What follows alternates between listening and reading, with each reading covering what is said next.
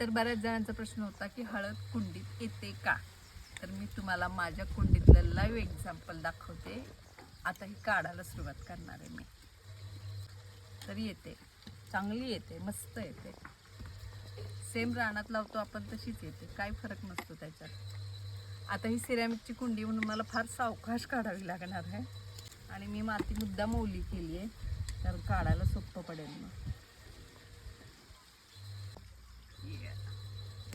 एवढं काढून झालं. माती तर सगळी हललेली आहे. काढून बघू का.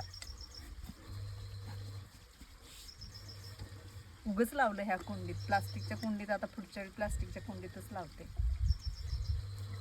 निघाली निघाली निघाली. ओरिओ ओरिओ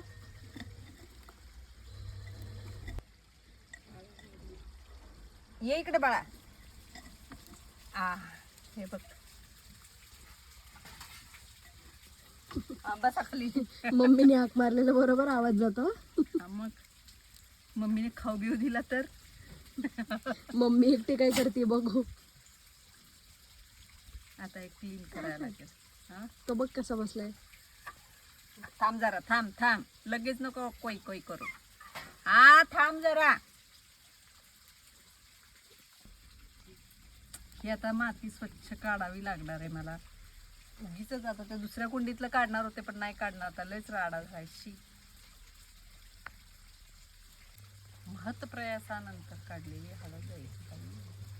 माती ओली करून केल्यामुळं लय शहाणपणा झाला माझा. लय त्रास झाला. तोडून दाखवू, तोडून कितीच आहे ते.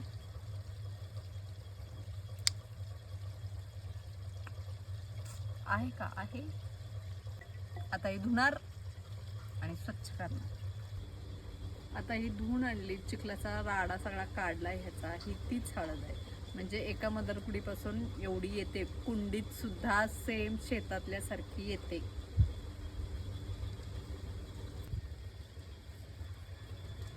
आता चिखल लागला त्याच्यावर उलट.